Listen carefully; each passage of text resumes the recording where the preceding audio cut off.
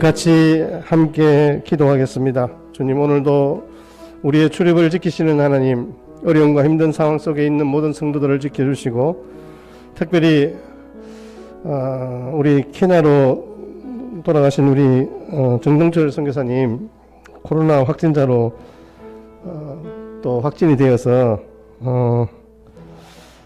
상당한 어려움을 겪고 있습니다. 하나님께서 그 안전을 지키시고 인도하여 달라고 우리 같이 함께 이 시간 잠시 중보하며 기도했으면 좋겠습니다.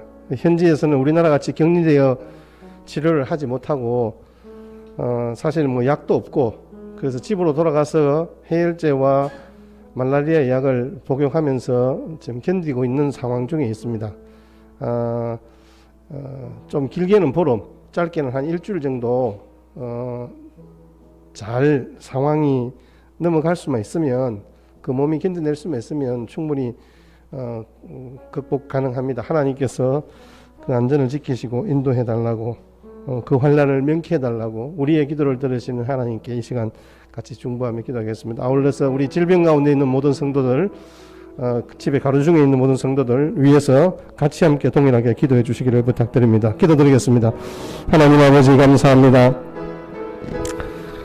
주님, 참 우리의 죄악으로 말미암아 일그러진 이 땅 가운데서의 모든 이 죄악의 상황들을 주여 주님 앞에 아버지 하나님 하며 고백합니다. 주의 긍휼하심을 의지하고 나왔습니다. 주님께 사유함이 있음을 봅니다. 하나님의 은혜를 베풀어 주시건만 우리는 은혜를 받지 못한 자인 것처럼 원망과 불평에 사로잡혀 살았습니다. 많은 것으로 기대하며 우리 가운데 아버지 하나님 온전히 살아계신 하나님만을 전가하며 살아가는 복된 믿음의 백성들로 세워주십시오. 오늘도 주님 앞에 그런 모습으로 나왔습니다. 불쌍히 여겨주시기를 원합니다. 우리를 향하여 사랑하기를 원하신 것만 우리는 미워하고 살았습니다. 주여, 오늘도 우리 가운데 함께 하시고 하늘의 위로와 소망 가운데 살아가는 믿음의 백성들 될 수 있도록 주여 역사하여 주옵소서. 아버지 정동성교사님 그 출입을 지켜주시고 안전케 하시고 환난을 명케 하시고 하늘의 위로와 소망을 되짚여 주시옵소서. 오늘도 그렇게 우리 가운데 함께 하시는 하나님의 영광을 경험하며 믿음의 백성으로 살아갈 수 있도록 주여 은혜 베풀어 주시옵소서. 오늘도 아버지 하나님, 주님의 아버지 하나님의 긍휼하심을 조차 믿음으로 주님 앞에 살아갑니다. 아버지 함께하여 주시옵소서. 아버지 함께하여 주시옵소서. 주님, 아멘, 아멘. 세상의 방황과 허물 속에서 하나님 나라에 대한 뜨거운 소망과 열정을 허락하여 주시며, 오늘도 그 마음을 담아 시간과 장소를 구별하여 주님 앞에 나와 예배자로선 믿음의 백성들을 축복하시는 사랑의 아버지 하나님, 감사합니다. 지나간 시간과 또 우리에게 있는 현재의 환경들이 우리가 예상하지 못한 방향으로 흘러가고 변하는 이 땅 가운데서 정말 오늘을 사는 우리를 깜짝 놀라게 하는 여러 가지 사건들이 우리 가운데서 보여집니다. 그 속에서도 안전케 하시고 지켜주시니 감사합니다. 주님, 우리의 앞길이 흉흉하고 막막해도 불안에 떨지 않으면 주님께서 길이요 진리요 생명이심을 믿기 때문입니다.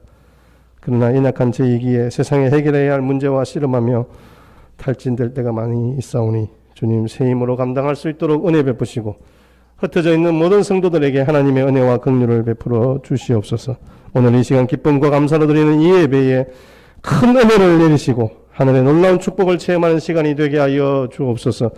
지금도 아버지 하나님의 투병 중에 또 여러 가지 상황 속에 놓여 있는 우리 모든 주님의 사랑하는 지체와 주님의 백성들을 긍휼히 여겨주시고 강건케 하여 주옵소서. 여러 가지 사정으로 함께 예배에 동참하지 못하는 심령들에게도 동일한 은혜를 베풀어 주시기를 소원하옵고 예수님의 이름으로 기원하옵나이다. 아멘. 나는 전능하신 아버지 하나님 천지의 창조주를 믿습니다. 나는 그의 유일하신 아들 우리 주 예수 그리스도를 믿습니다. 그는 성령으로 잉태되어 동정녀 마리아에게서 나시고 본디오 빌라도에게 고난을 받아 십자가에 못 박혀 죽으시고 장사된 지 사흘 만에 죽은 자 가운데서 다시 살아나셨으며 하늘에 오르시어 전능하신 아버지 하나님 우편에 앉아 계시다가 거기로부터 살아있는 자와 죽은 자를 심판하러 오십니다. 나는 성령을 믿으며 거룩한 공교회와 성도의 교제와 죄를 용서받는 것과 몸의 부활과 영생을 믿습니다. 아멘.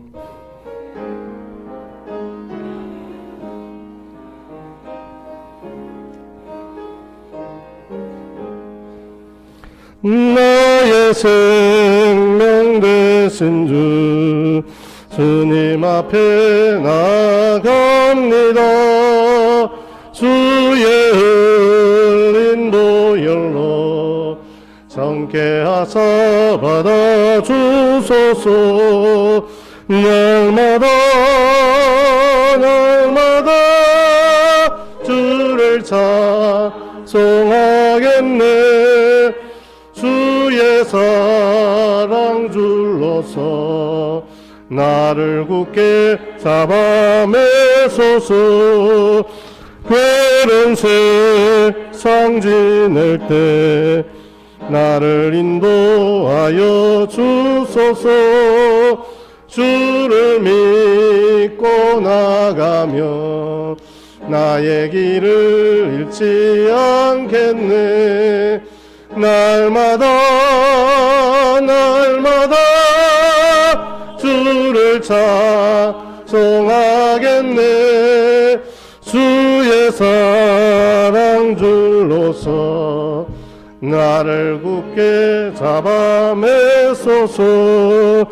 세상 살아갈 때에 주를 더욱 사랑합니다. 밝고 빛난 천국에 나의 영혼 들어가겠네. 날마다 주를 찬송하겠네. 주의 사랑 줄로서 나를 굳게 잡아매소서. 아멘.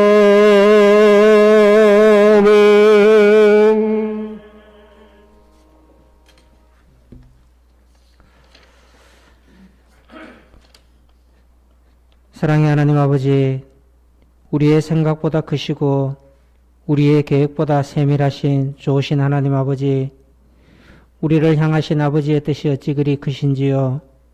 주님의 거룩함과 성실함으로 저희들은 오늘 하루도 호흡하며 살아갑니다. 하나님의 크신 사랑과 은혜를 받았음에도 거룩하지 못했던 저희들의 삶을 주님 앞에 고백합니다.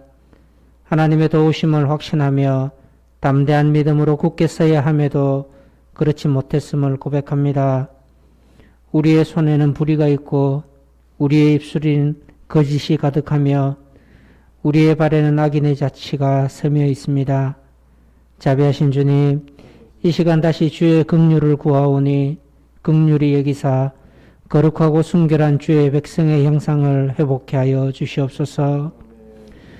코로나로 인하여 일상이라 생각하였던 모든 것들이 무너져버린 지금의 시간이지만 이 시간들을 통해 주님의 생각과 마음을 알아가게 하시고 세상의 것을 원하며 세상의 것에 만족하는 저희들의 믿음이 아니라 주님이 주시는 참된 기쁨으로 누리며 힘들어하며 눈물을 흘리는 이웃을 돌아보게 하시고 그리스도의 사랑을 나누며 전하는 은혜가 넘치게 하여 주시옵소서. 날이 갈수록 악해져가는 이 세대 가운데에 다음 세대들을 기억하시고 저들이 인격적으로 하나님을 만나게 하시고 온 교회가 저들을 위하여 기도하게 하시며 믿음 안에서 진리와 정직을 가르치게 하옵소서. 그리하여 삶 속에서 항상 주님을 따르는 믿음의 다음 세대들이 되게 하여 주시옵소서. 오늘도 주의 복음을 들고 헌신하는 선교사님들을 축복하여 주시고 선교사님들의 수고와 헌신으로 뿌려진 복음의 씨앗들이 열매 맺어 하나님이 기뻐하시는 결실이 되도록 인도하여 주시옵소서. 특별히 정동설 선교사님을 기억하시고 하나님께서 온전케 하시고 회복케 하셔서 그 땅에 아버지 하나님을 믿지 않은 많은 백성들에게 복음의 씨앗을 전거할 수 있는 귀한 선교사님으로 쓸 수 있도록 회복케 하여 주시옵소서. 사랑하는 아버지 하나님, 복음을 위하여 세우신 주님의 몸된 한가족 교회가 주님이 주신 사명을 잘 감당케 하시고 복음을 통해 영광 돌리며 평강과 은혜로 충만케 하옵소서. 무엇보다 한가족 교회 모든 성도들이 주님을 본받아 섬기며 세상을 향한 복음의 도구로 사용되어 복음을 증거하는 복음의 사명자로 세워주시고 고난과 역경 속에서도 소망과 기쁨과 평강으로 살아가게 하시옵소서. 다니엘 세우신 사랑하는 목사님, 말씀을 선포할 때마다 그 입술에 말씀의 권능과 권세를 더하시며 듣는 자마다 말씀으로 회복하게 하시며 환난과 고난과 아픔의 고통을 회복시켜 주시고 선포된 말씀들이 능력으로 나타나게 하시며 아멘으로 화답하는 우리에게 놀라운 부흥의 열매들이 심령과 가정과 일터 위에 맺어지게 하옵소서. 예배를 위하여 헌신하는 손길마다 주님의 은혜와 축복을 더하여 주시옵소서. 주님이면 충분합니다. 이 모든 말씀 살아계신 우리 주 예수 그리스도 이름으로 기도드립니다. 아멘.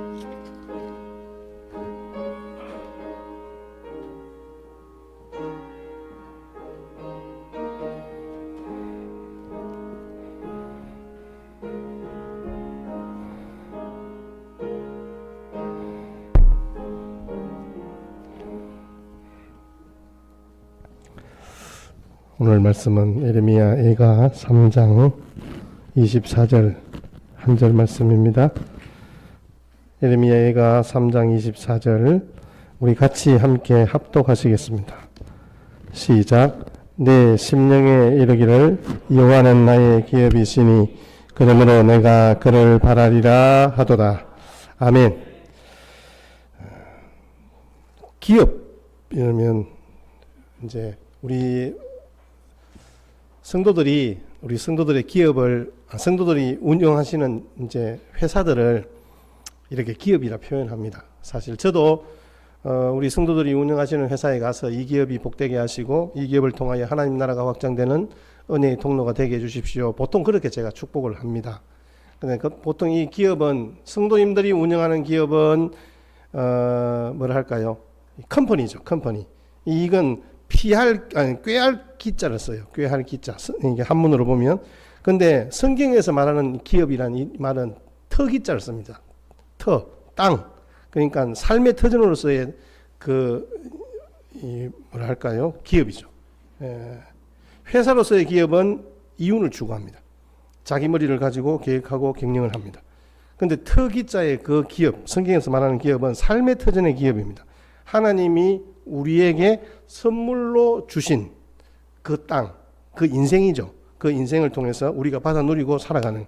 그래서 우리 인생 가운데서 하나님께서 내게 간섭하시고 역사하시고 하나님이 주인 되시는 그것을 우리는 성경적인 용어로는 하나님 나라라고 합니다. 근데 성경에는 직접적으로 그걸 즉 기업이라고 합니다. 몫으로 받은 거죠. 하나님께서 하나님의 자녀된 자들의 몫으로 주신 거예요. 하나님이 사랑하는 우리 자녀들, 곧 우리 성도들에게 주신 우리의 영원하신 기업, 우리를 실망시키시지도 배반하지도 않은 그것이 바로 영원한 기업된 거예요. 오늘도 에레미야 3장 24절 말씀에 에레미야가 지금 이 말을 하는 배경들을 여러분들이 2주 전에 우리가 같이 함께 살펴보았잖아요.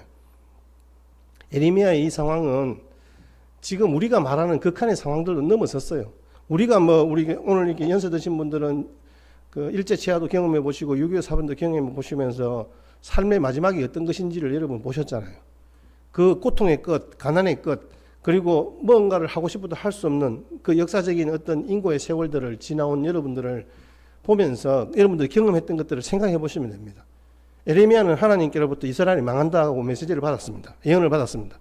그런데 그렇게 받았는데 이게 너무 심한 거예요. 근데 그 정도까지 될까? 에레미야는 사뭇 의심도 했습니다. 근데 막상 진짜 뚜껑을 열고 보니까 이건 더 심한 거예요. 여러분 한번 생각해 보세요. 아무리 배가 고파도 부모가 자식을 잡아먹는 그런 일이 없습니다. 근데 그렇게 될 수밖에 없는 상황, 그 상황이 어떤 상황일까요? 저는 곰곰이 생각해 봤어요. 그냥 그렇게 하진 않아요. 제가 볼 때는, 제가 생각할 때는 분명히 그랬을 거예요. 죽은 자식, 살아있는 자식을 위해서 그래서 그럴 수 있겠다는 생각이 들어요. 다른 건 없어요. 근데 그 정도로 비참해진 거예요, 상황이. 그러니까 이성적인 생각도 없고, 뭔가를 내가 계획을 하고 어떤 다른 것들을 할 수 없는 그런 상황이 돼버린 거예요. 뭐 바벨론 군대가 와서 이스라엘 백성들을 짓밟고 뭐 거기 뭐 초토화시키고 뭐 강간하고 뭐 이런 것들은 그건 뭐 어찌 보면 당연한 전쟁 논리의 수준이지만은 그 이스라엘 백성들의 그 백성들 간의 그런 어떤 완악함이 극도로 치닫는 모습을 보면서 에레미야가 한계를 느낀 거죠. 나는 이제 포기합니다. 하나님 안 살아계신 걸로 나는 결론 짓겠습니다. 그렇게 하면서 눈물을 흘리는 거예요. 에레미야가 너무 눈물을 많이 흘려서 눈이 짓물렸습니다. 눈이 실제로 짓물릴 정도로 눈을 뜨지를 못했어요. 그런데 이 에레미야 애가의 그 극한 상황을 표현하면서 22절, 23절에 인자와 긍휼이 풍성하심으로 말미암아 주의 성실하신 하나님을 찬양합니다. 그 성실하신 하나님이 그 인자와 긍휼을 베푸시는데 열심이다 못해 한치의 틈도 없다 이렇게 고백합니다. 그리고 성실하신 하나님 때문에 내가 삽니다. 그런데 오늘은 그 성실하신 하나님을 나의 기업으로 삼습니다. 이 고백이 나오는 거예요. 이 기업이 뭐예요? 하나님이 내 삶을 주관하시고 하나님만이 내 삶의 유일한 재산입니다. 이 고백입니다. 한 번 더 우리 오늘 말씀을 같이 한번 고백하십시다. 시작. 내 심령에 이르기를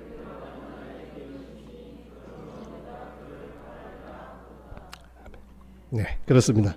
무엇이 나의 기업이라고요? 하나님만이, 여호와만이 나의 기업입니다. 나의 삶의 터전이라는 것입니다. 내 인생에서 내 몫이요 분깃이란 이 말입니다. 하나님이 내 인생의 영원한 분깃이 되신다는 말씀입니다. 하나님이 내 인생의 영원한 상속이라는 말씀입니다. 결국 우리가 영원한 세계로 갈 때 우리가 유일하게 의지할 이유는 무엇이냐?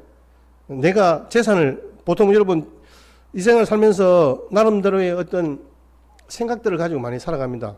우리가 기업을 운영하기도 하고 직장에 다니기도 하고, 그래서 내가 얻어지는 유익, 내가 취하는 어떤 뭐 재산으로 나의 삶이 좀 평안하게 되기를 바라는 그런 마음들이 있습니다. 그런데 그것 가지고 우리가 천국 갈 수 있습니까? 우리의 영원하신 기업은 그 재산이 아니라 어떤 사람이 아니라 든든한 백이 아니라 하나님 자신이라는 거예요.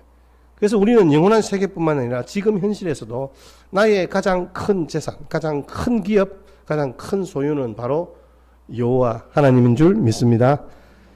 제가 이 말씀을 준비하면서 그 책 글귀에 그리스도 뭐 주식회사 이 말을 이렇게 붙인 분이 계시더라고요. 그래서 제가 그 내용들을 이렇게 쭉 봤어요. 그 내용을 보니까 이런 내용인 거예요. 여러분 주식회사가 무슨 회사인지 혹시 아십니까? 주식회사 저한테 자세하게 설명을 해주실 분이 저는 주식회사 잘 몰라요. 그럼 제가 아는 이해하는 방식은 다수의 사람이 각자에게 배당된 그 주식을 통해서 그 회사를 운영해가는 원리잖아요. 그러면 그 주식을 회사에서 만들어요. 주식을 발행하는 거 맞죠? 주식을 발행하면 그 주식이 뭐 처음에 뭐 10만 원이든 20만 원이든 내가 삽니다. 그죠? 내가 사고 그게 나중에 가치가 이렇게 올라가면 뭐 그게 더 많이 될 수도 있고, 또 그게 회사가 잘 되면 배당금도 받고. 삼성 주식 요즘 혹시 가지고 계신 분 있습니까? 솔직히 손 들어 보세요. 제가 밥 사달라고 안 그럴 테니까.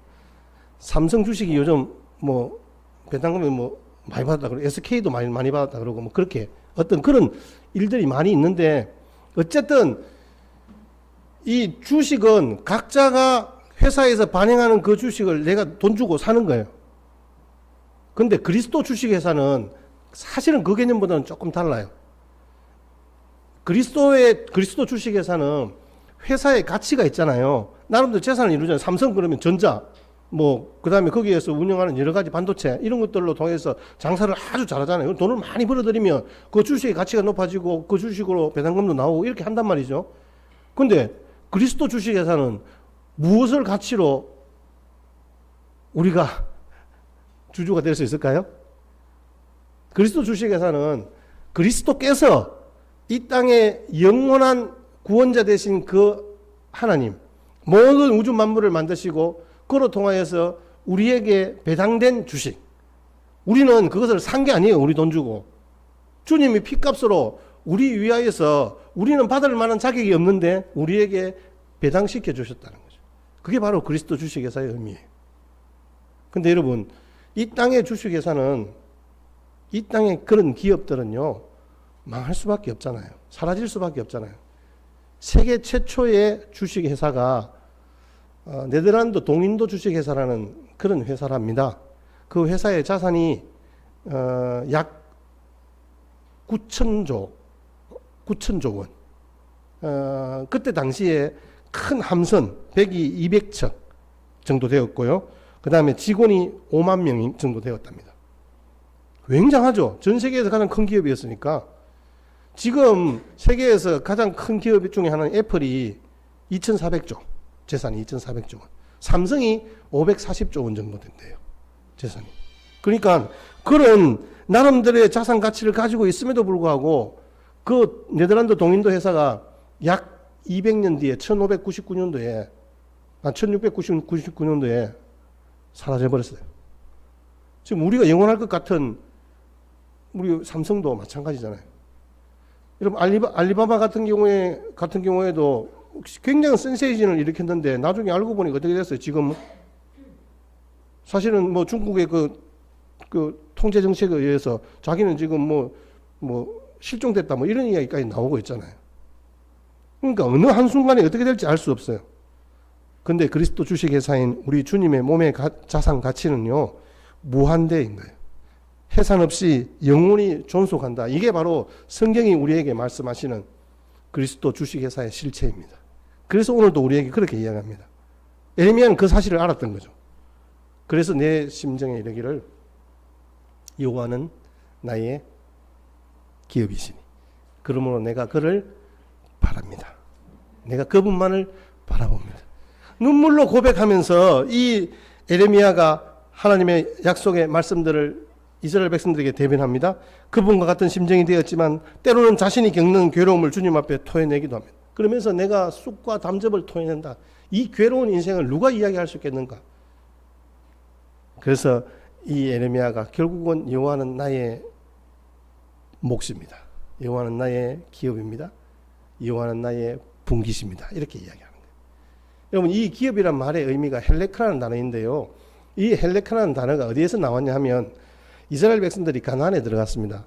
각자 12지파가 나름대로 땅을 분배받았잖아요. 그러면 그 땅을 정복하고 거기 들어가 살았습니다. 그런데 요셉 지파는 아들 둘, 에브라임과 므낫세가 각자 땅을 받았어요. 그럼 이미 13지파가 되는 거잖아요. 근데 분명히 성경에는 12지파로 땅을 나누었단 말이에요. 그럼 한 지파는 땅을 분배 못 받았어요. 그 지파가 어떤 지파입니까? 레위 지파예요. 레위 지파는 각자 12지파에 흩어져 살면서 나름대로 도피성을 운영하고 도피성을 운영하고 그 속에서 각 지파별로 제사를 집전하고 그렇게 했었어요. 그러니까 이 레위 지파에는 나름대로 몫이 없던 거예요. 자기들에게 분배된 분깃이 없었어요. 그러니까 레위 지파는 와 우리는 분깃이 없습니까? 이렇게 이야기한 게 아니에요. 왜 그랬을까요? 하나님께서 이미 그들에게 약속하신 것이 있거든요. 너희들의 분깃은 나다. 나 여호와 하나님이 너희들의 분깃이다라고 그렇게 말씀해 주신 거예요. 그래서 이 레위인들은 하늘을 바라보고 사는 믿음의 백성들인 거예요. 오늘 영적인 레위 지파가 저와 여러분들인 거예요.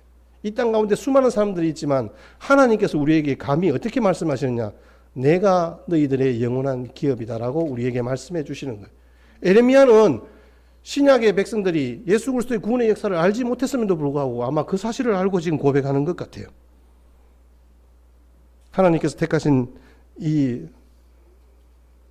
우리 구원받은 백성들이 우리의 삶의 터전들을 이 땅에 발을 디디고 살지만 하늘을 소망하는 자로 우리를 세워 주셨잖아요.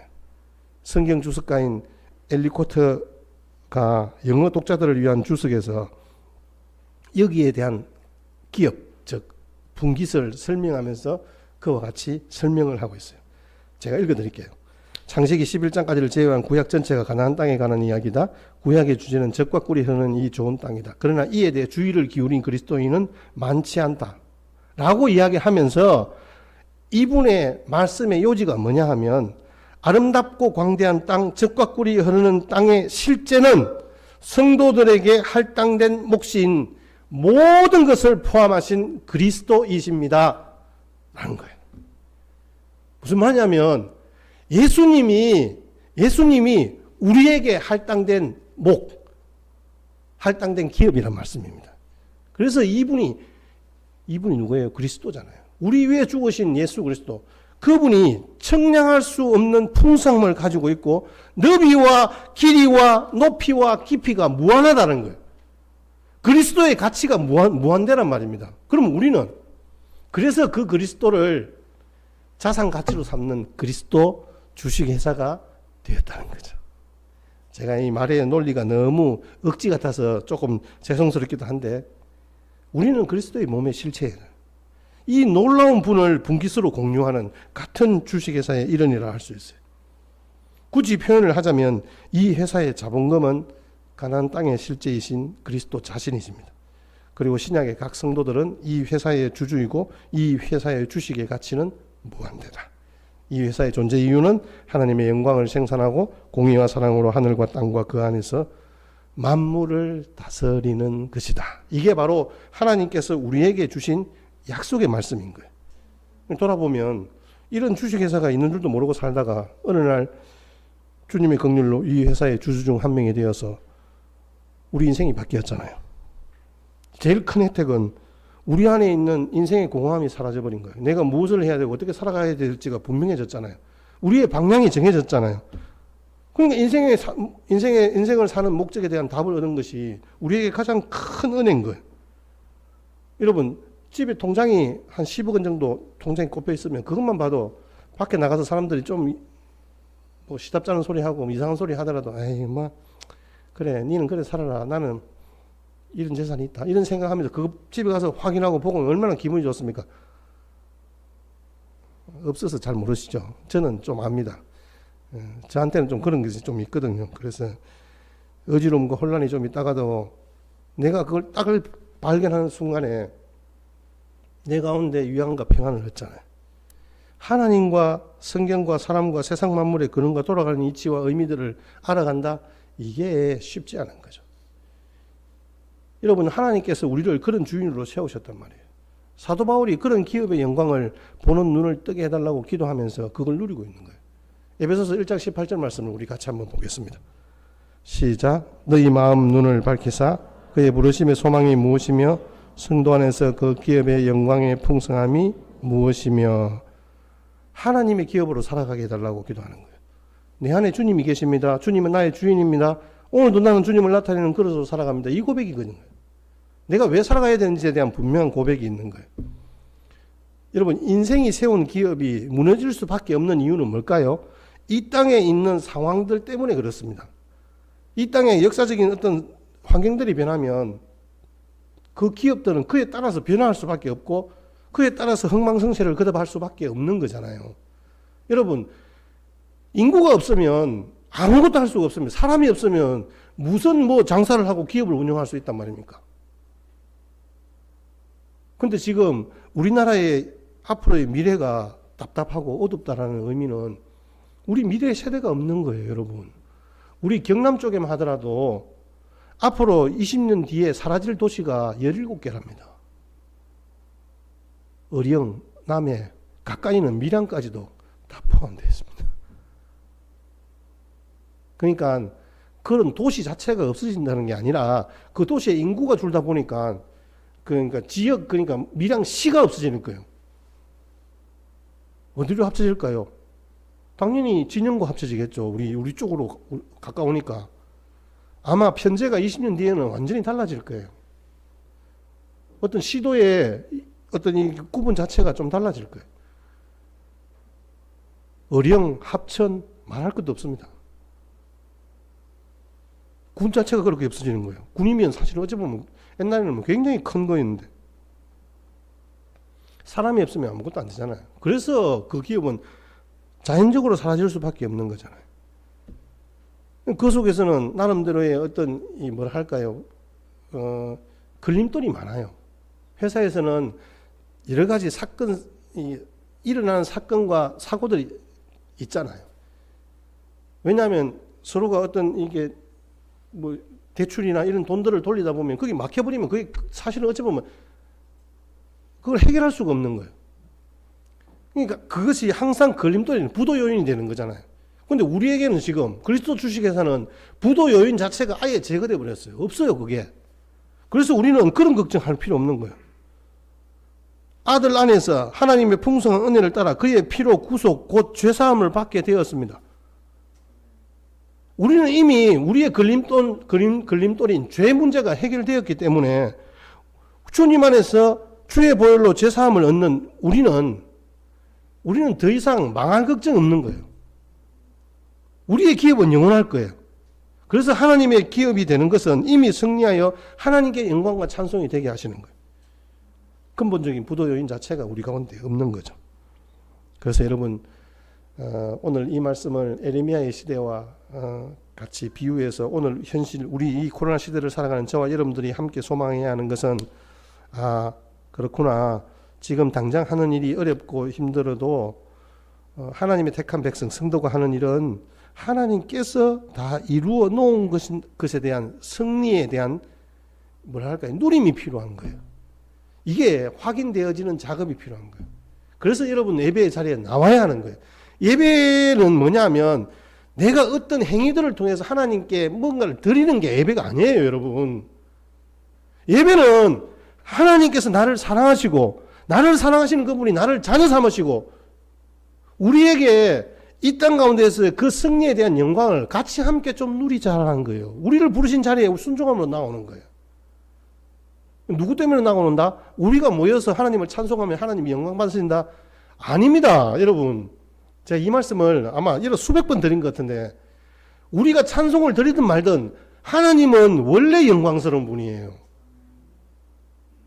우리 때문에 하나님이 예배 받기를 절기하시는 거예요. 그 예배를 통하여 하나님의 영광과 풍성함을 경험하기 원하시는 그 마음 때문에 그런 거예요. 우리 아버지는 그런 분이에요. 모세가 출애굽할 때 이스라엘 백성들을 이끌고 출애굽할 때 홍해를 만났습니다. 극한 어려움이죠.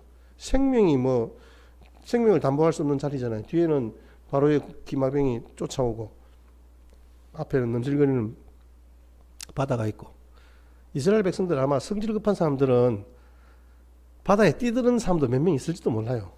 원래 꼭 말하는 사람이 있잖아요. 왜냐하면 그들에게 잡혀서 죽느니 내가 스스로 빠져 죽느니 낫겠다고 생각하는 사람들이잖아요.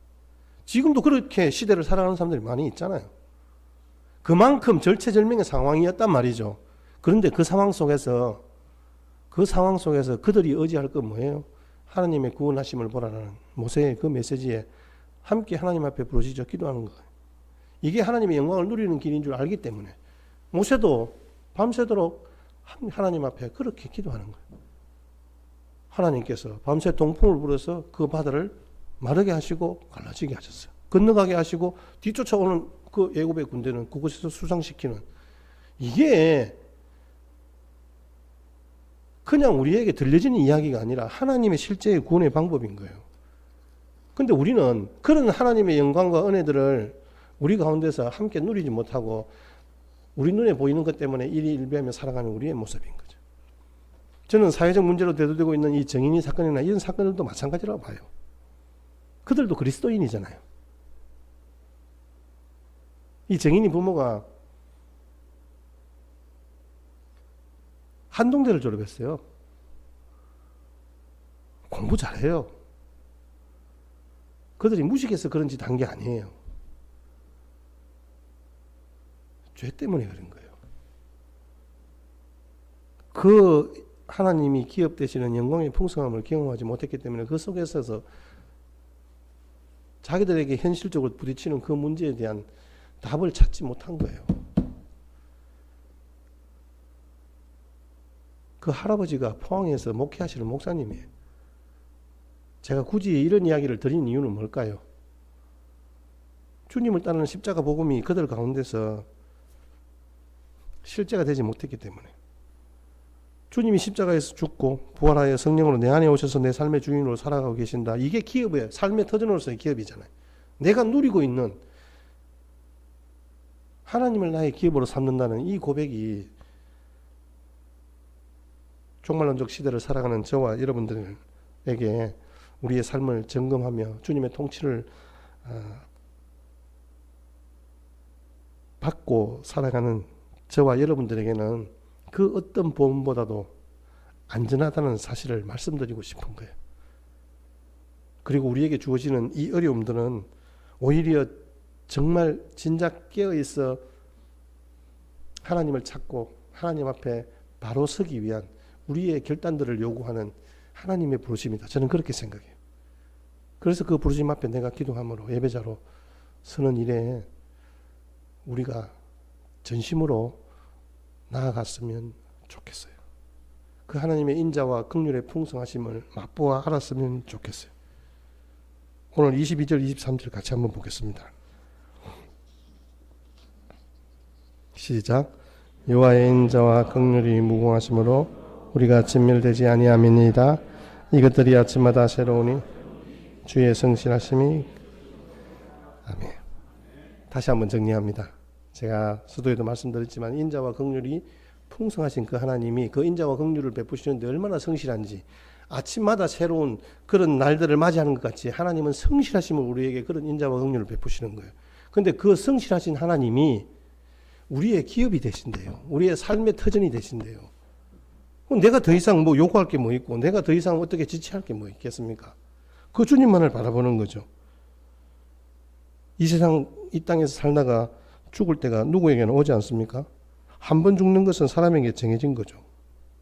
누구나 죽습니다. 근데 우리는 영원히 산다 그러잖아요. 저와 여러분들은 영원히 사는 존재예요. 무엇을 근거로 내가 하나님과 함께 영원히 천국을 누리며 산다라고 이야기할 수 있을까요? 그 비밀을 사도 바울은 이렇게 고백합니다. 고린도후서 6장 9절에서 10절입니다. 시작. 무명한 자 같으나 유명한 자요, 죽은 자 같으나 살아있고 징계를 받는 자 같으나 죽임을 당하지 아니하고 근심하는 자 같으나 항상 기뻐하고 가난한 자 같으나 많은 사람을 부유하게 하고 아무것도 없는 자 같으나 모든 것을. 이게 누굽니까? 저와 여러분이잖아요. 사도 바울의 고백이지만 저와 여러분들이 바로 이런 존재인 거예요. 땅을 분배받지 못한 제사장의 생존은 전적으로 하나님께 달려 있었습니다. 제사장은 오로지 하나님만 의지하며 살았습니다. 지금 예레미야의 상황은 더 강원입니다. 자기가 멸시당하고 배척당하고 감옥에 갇히는 것은 차치하고서라도 지금 나라가 풍전등화입니다. 백성들이 생존의 아우성을 치고 있습니다. 그 어느 것 하나 만만한 것이 아무것도 없습니다. 이 시대를 살아가는 저와 여러분들이 어찌 보면 가장 공감함을 느끼는 상황일지도 모르겠습니다.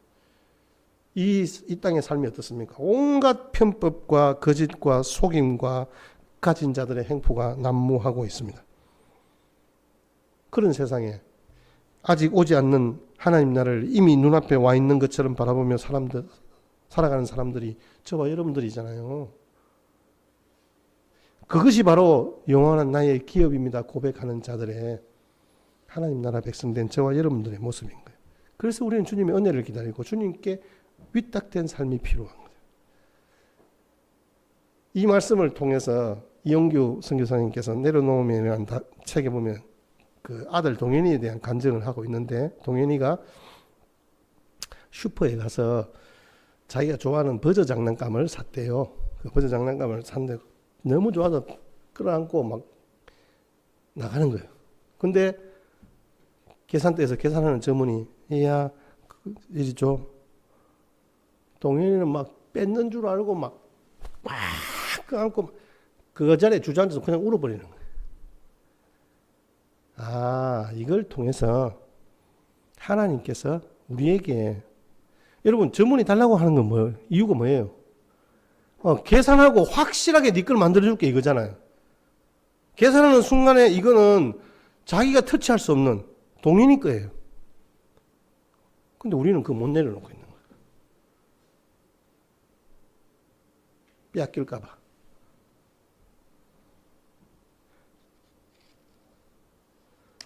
무엇인가에 욕심을 가지면 다른 건 안 보입니다. 우리네 삶의 모습도 마찬가지인 것 같아요. 여러분, 이런 내려놓음이 가능한 이유가 뭐겠어요? 하나님이 나의 기업이시기 때문에 우리는 내려놓을 수 있는 거잖아요. 하나님이 나의 기업이 되기 때문에 기다릴 수 있는 거잖아요. 하나님이 나의 기업이 되기 때문에 어떤 절망 속에서도 우리는 희망을 노래할 수 있는 거잖아요. 지독히 힘들고 어려운 삶일지라도 천국을 향해 가는 순례자의 기다림은 행복한 여정이 될 줄 믿습니다. 나의 지루한 기다림마저도 부러워 눈시울 적시는 그런 사람들도 있을 것입니다. 우리로 인해서. 그래서 기다림에 불평하지 않고 감사하며 기다리는 것이 성숙한 믿음인 거예요. 이 하나님을 나의 영원하신 기업으로 누리는 삶이 필요해요. 우리는 분명히 가졌어요. 여러분, 이거는 뭐 제가 여러분들에게 막 지금 고함치면서 네, 여러분들은 하나님을 기업으로 삼은 자들입니다.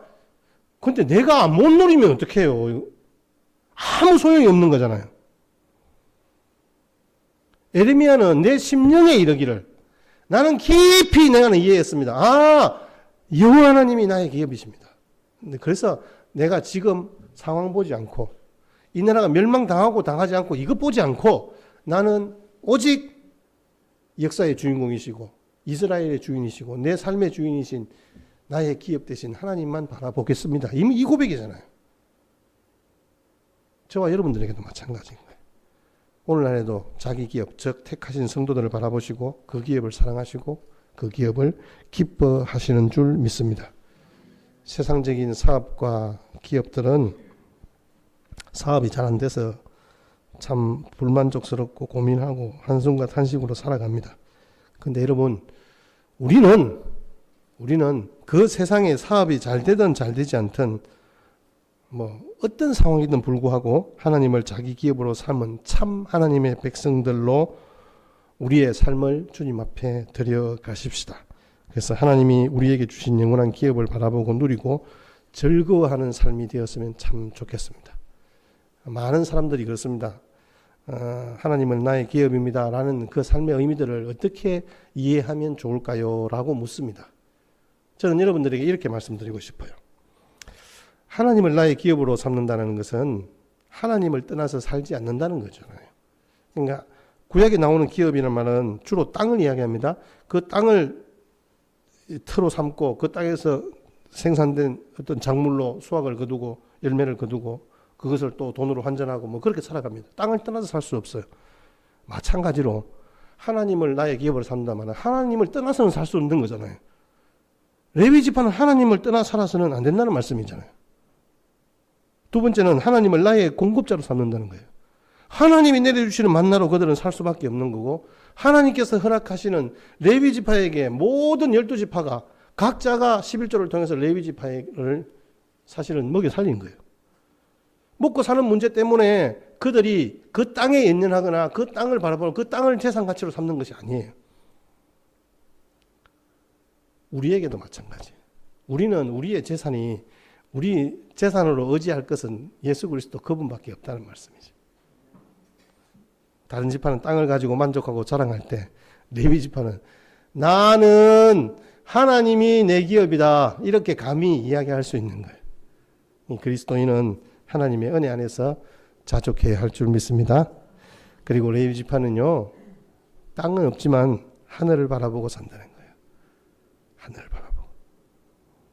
하늘을 바라보면서 이 땅은 영원히 살 곳이 아니라는 것을 기억해야 합니다. 나그네의 삶, 거류자의 삶이 바로 저와 여러분들의 삶입니다. 어찌 보면 가장 큰 기업을 받은 거죠. 뭐 난 땅이 없다. 땅만 없을 뿐이지 그 모든 땅을 다 소유한 거잖아요. 왜냐하면 12지파 각 땅에 다 흩어져 있으니까. 그 12지파 땅이 다 사실은 레위지파의 땅이 되는 거잖아요. 여러분 우리가 그런 거예요. 여러분 우리가 복음으로 이 땅을 정복해 가는 이유가 하나님께서 주시는 모든 우주 만물이 다 우리의 유산으로 주신 거잖아요. 우리의 몫으로 주신 거예요. 저와 여러분들의 기업은 내가 살아가고 있는 내가 받는 월급이 아니라 이 땅에 있는 모든 것들이 우리로 누리라고 하나님께서 주신 거예요. 그래서 하나님이 나의 기업입니다라는 이 사실을 누리며 살아가는 것이 정말 중요해요. 워싱턴 포스트지의 천년 역사 중에 가장 위대한 인물로 징기스칸을 꼽았습니다. 그 징기스칸을 꼽은 이유가 소개하기를 이렇게 소개합니다. 여러분 이 땅 가운데서 가장 그 넓은 땅을 소유한 그 사람이 누굴까요? 이렇게 물으면 우리는 보통 알렉산더 이야기합니다. 나폴레옹 이야기합니다. 근데 아니에요. 이 징기스칸이래요. 그 보니까 정복한 땅이 징기스칸은 777만 킬로제곱미터, 알렉산더는 348만 킬로제곱미터, 나폴레옹은 115만 킬로제곱미터, 히틀러가 219만 킬로제곱미터. 나머지 3명이 다 합쳐도 이 징기스칸이 정복한 땅보다 적어요. 근데 아이고야 대단하구나. 그러면 그 넓은 땅을 정복한 사람을 소개하기 위해서 목사님 이야기, 저는 그 이야기 아니라 그가 한 말이 인상적이라서 말씀드린 거예요. 내 자손들이 비단 옷을 입고 벽돌집에 사는 날 내 제국이 망할 것이다. 이 땅의 삶은 그렇게 살아가는 것 같아요. 정복의 삶을 살아간다고 하지만 잠시도 평안함이 없잖아요. 달리고 달릴 때 자기의 존재 가치를 증명할 수 있고 그 생명이 살아있다는 것을 느끼고 그렇게 살아가는 거예요. 근데 말입니다. 실제로 그 후손들은 그 나라의 그 민족의 영광을, 몽골 민족의 영광을 보기를 원했지만 정작 그런 평안함을 누릴 때 그 자손들은 망하게 될 것이라고 미리 내다본 거잖아요. 그 이유가 뭘까요? 잘 사는 것이 누리는 게 아니란 말이에요. 평안하게 사는 것이 누리는 것이 아니란 말이에요. 우리에게 적용한다면 정말 복을 받는 일보다 복을 누리는 일이 더 어렵다는 말인 거죠. 그러니까 하나님을 기업으로 누린다는 것은 이 땅의 삶의 조건과 상관없이 하나님으로 인해서 평안과 기쁨과 소망을 누리는 거예요. 내가 편안해지는 것이 아니라 하나님 때문에 이 땅에 어려움이 있더라도 나는 하늘의 소망을 두고 살아가는 믿음의 백성들입니다라는 이 고백이 우리 속에서 계속 고백되어져야 되는 거예요. 오늘 여러분 이 어려운 시국에 비 오고 코로나 시국에 예배 자리에 꾸역꾸역 나와서 같이 함께 예배 드리는 이유는 뭘까요? 하늘의 소망을 두고 살아가는 저와 여러분들을 향한 하나님의 마음을 우리가 알기 때문에 감히 그 주님의 부르심에 순종함으로 나온 거잖아요. 가진 게 없다고 기쁨과 소망이 없다? 아닙니다. 하나님을 나의 기업으로 누리고 있다면 하나님 이 세상이 나에게 주는 것은 비록 적을지라도 하나님께서 내게 보장된 하늘의 소망을 두고 살아가는 저와 여러분들에게 풍성함으로 채워주실 줄 믿습니다. 하나님이 나의 재산이며 나의 기업인 줄 믿습니다. 세월이 가고 세상이 바뀌어도 변하거나 줄어들지 않는 기업이 바로 나의 영원하신 기업입니다. 그래서 우리는 다른 모든 것을 잃더라도 하나님만은 잃어버려서는 안 됩니다. 하나님을 기업으로 누리려면 우리가 주께로 가야 합니다. 남모르는 평안과 소망으로 살아가려면 주님과 간격을 여러분 좁히시기 바랍니다. 주님의 그 발자취를 꼭 그대로 따라가십시오. 자꾸 옆에 구경하면요, 엄마 치맛자락 놓치듯이 주님의 발자취가 사라질 수도 있어요. 주님을 나의 기업으로 누리십시다. 찬송가 435장 그 말씀에 보면 나의 영원하신 기업 생명보다 귀하다. 주께로 가까이 주께로 가까이. 여러분 이게 바로 나의 기쁨이고 나의 삶의 터전인 줄 믿습니다. 주식 투자든 부동산 투자든 목적은 가게든 심지어 내가 올인해서 키워왔던 자식들이든 그 모든 기업들이 나를 실망시킬지라도 나는 하나님께서 나의 기업이 되심으로 하나님을 나의 기업으로 삼고 살아가겠습니다라는 고백을 우리 이 찬송가에 담아서 같이 함께 주님 앞에 올려드리십시다.